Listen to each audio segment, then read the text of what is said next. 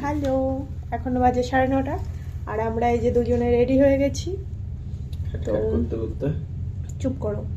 তো আমরা এখন যাব রিসেপশন পার্টিতে। তো এই যে আমার ফাইনাল লুক কেমন লাগছে অবশ্যই কমেন্ট করে জানিও। আর এই যে ও এইদিকে রেডি হচ্ছে, একটু সরো পেছন দিকে, আর একটু সরো।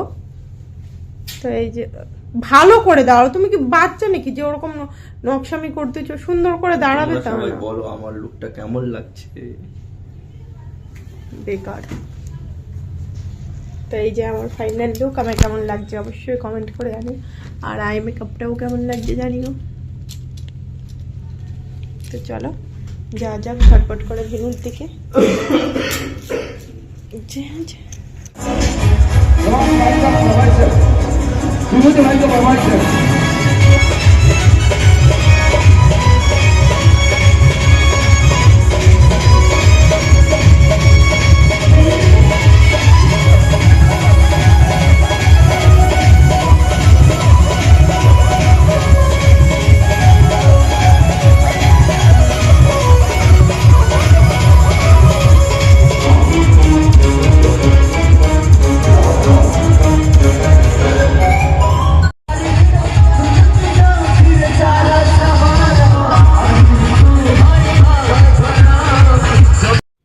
তো লোকের বিয়ের বারাত দেখার পর চলে এসেছি আমাদের ভেন্যুতে।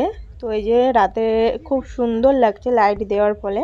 তো চলো ভেতরে যাওয়া যাক। আর এই দেখো ভেন্যুটা আমার দারুণ লেগেছে, দারুণ। আর আমি প্রথম মানে এত সুন্দর একটা ভেন্যুতে গিয়েছি, তো দারুণ লাগছিল।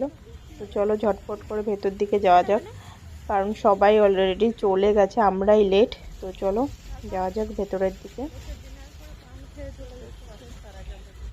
তো আমরা এখনো ভেতরে যাই বলে এখনো ভেতরে যেতে পারলাম না, কারণ এখনো কৌস্তবদা আসেনি। তাই আমরা সবাই ভাবলাম তাহলে এই বাইরেই একটু গৌতম বুদ্ধের সামনে একটু ফটোশ্যুট করে নিই, আর বাইরে দু একটা ভিডিও ফটো তুলে তারপরে কৌস্তবদা এলে সবাই মিলে একসঙ্গে যাব ভেতরে।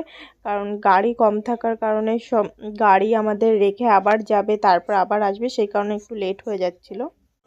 তো ফাইনালি ভেতরে চলেও এসেছি। আর এই যে নতুন বর বউ দাঁড়িয়ে পড়েছে রিসেপশন লুকে। তো নতুন বর বউকে রিসেপশন লুকে কেমন লাগছে অবশ্যই কমেন্ট করে জানিও। তো নতুন বর বউর সাথে ফটো ভিডিও তুলে চলে এসেছি এই যে খাবারের জায়গায়। তো এখানে ঘুরে দেখছিলাম কোথায় ভেজ কাউন্টার আছে। আর এই যে এখানে সব স্যালাডের কাউন্টার ছিল। তো বিভিন্ন ধরনের স্যালাড ছিল, যেখান থেকে আমি কিচ্ছু খাইনি। তো চলো সামনের দিকে যাওয়া যাক, দেখি সামনে কি খাবার আছে না আছে। ঝটপট করে খেয়ে নিতে হবে, কারণ রাত হয়ে যাচ্ছে অনেক। তো ওখান থেকে ঝটপট করে খাওয়া দাওয়া করে চলে এসেছি, যার কারণে কোনো ভিডিও ক্লিপ তুলতে পারিনি। আর এই যে চলে এসেছি, কারণ সকালে আমাদের ট্রেন আছে। তো তাড়াতাড়ি করে উঠতে হবে, তাড়াতাড়ি করে ঘুমাতেও হবে। তো সেই কারণে সমস্ত কিছু গোছাতে হবে, সব ছড়িয়ে ছিটিয়ে আছে সেইগুলো গুছিয়ে শোবো। তো আজকের মতো টাটা, বাই বাই। তো সকালে ঘুম থেকে ওঠার পর আমার প্রচণ্ড শরীর খারাপ হয়ে গেছিলো, প্রচণ্ড গ্যাস হয়ে গেছিলো, সেই কারণে কোনো ভিডিও ক্লিপ তুলতে পারিনি কটকে বসে। তো এখানে অনেকটাই আমরা চলে এসেছি, এখন প্রায় দুপুর 2টো 2:30 মতো বাজে। আর ওই যে খাবার নিয়ে এসছে সেটাই এখন খাবো।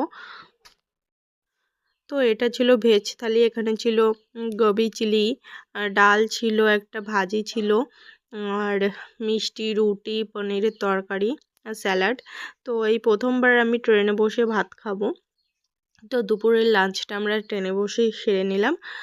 আর তো চলো বাড়ি গিয়ে একবারে তোমাদের সাথে দেখা হবে, কারণ আমার শরীরটা প্রচণ্ড খারাপ ছিল। তো চলো বাড়ি যাই একবারে। তা আমরা এই মাত্র বিয়ে বাড়ি থেকে এলাম, আর হচ্ছে আমার ঘরের অবস্থা ঠিক এরকম, ওই দিকটা ঠিক এরকম। এইগুলো সব গোছাবো, কালকের থেকে শুরু করবো, এখন আর গায়ে একদম এনার্জি নেই। আর আমাদের হচ্ছে বিয়ে বাড়ি থেকে রিটার্ন গিফট দিয়েছে, তো দেখি কি আছে।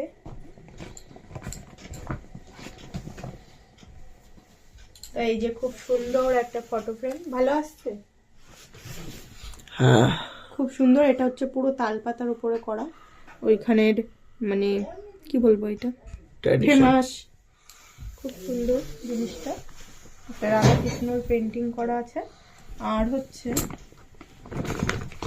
দিয়েছে এইটা, এই বক্সটা, এর মধ্যে কি আছে জানি না। তো এই যে তোমাদের সামনেই খুলবো, তো খুলে দেখি কি আছে।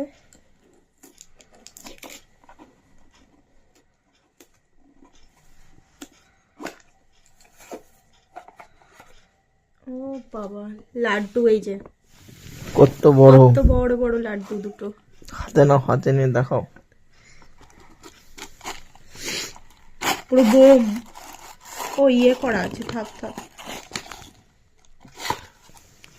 তো এই যে এই ছিল আমাদের বিয়ে বাড়ির থেকে পাওয়া রিটার্ন গিফট। তো কেমন লাগলো, পুরো ভিডিওটাও কেমন লাগলো কমেন্ট করে জানিও, আর সমস্ত ভিডিওগুলো দেখে কমেন্ট করো কেমন হয়েছে না হয়েছে। তো টাটা, বাই বাই।